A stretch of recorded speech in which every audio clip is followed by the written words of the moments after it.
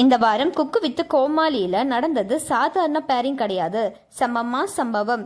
Cook with Comali season 7ல இந்த வாரம் welcome kit வணக்கம் அப்படிங்கிற வித்தியாசமான கான்செப்டை கொண்டு வந்திருக்காங்க.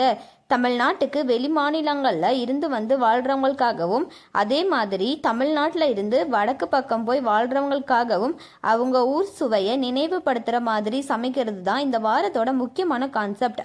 ஆனால் அதுக்கு முன்னாடி இன்றைய எபிசோடில் நடந்த பேரிங் செலெக்ஷன் தான் ஹைலைட். வழக்கமாக குக்குங்க தான் கோமாளியை செலக்ட் பண்ணுவாங்க, ஆனால் இந்த முறை கான்செப்டே தலைகீழாக மாறிடுச்சு. கோமாளிங்க தான் குக்கை செலக்ட் பண்ணுறாங்க. அதுவும் சாதாரணமான கெட்டப்பில் வரல குக்குங்க எல்லாருமே.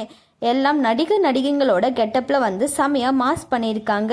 இந்த பேரிங் முடிஞ்சதும் வந்தது தான் அட்வான்டேஜ் டாஸ்க்.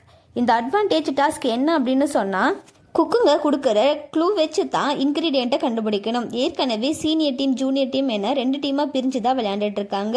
இப்போ குக்குங்க கொடுக்குற க்ளூவை வச்சு அவங்க என்ன சொல்கிறாங்க அப்படின்னு சொல்லி கோமாளிங்க போய் அந்த பொருளை எடுத்துகிட்டு வந்துட்டு பஸ்ஸர் அமுத்தணும். பஸ்ஸர் அமுத்தி தப்பாக சொல்லிட்டா அடுத்து யார் பஸ்ஸர் அமுத்திருக்காங்களோ அவங்க பதில் சொல்லலாம். இந்த டாஸ்க் ஆரம்பத்தில் இருந்தே சீனியர் டீம் நல்லா விளையாண்டுருக்காங்க. அதிலும் குறிப்பாக புகழ் ஒரே ஆளாக 2 பாயிண்ட்டுகள் எடுத்து சீனியர் டீமை வின் பண்ண வச்சுட்டாரு.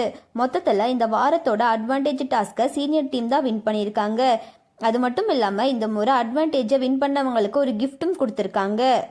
அட்வான்டேஜ் டாஸ்க்கை வின் பண்ண சீனியர் டீமுக்கு நாளைக்கு என்ன அட்வான்டேஜ் கொடுக்க போகிறாங்க அப்படின்னு சொல்லி தெரியல, வெயிட் பண்ணி பார்க்கலாம். இந்த வாரம் யார் உங்களுக்கு பிடிச்சிருந்துச்சு? சீனியர் டீமியா ஜூனியர் டீமியா?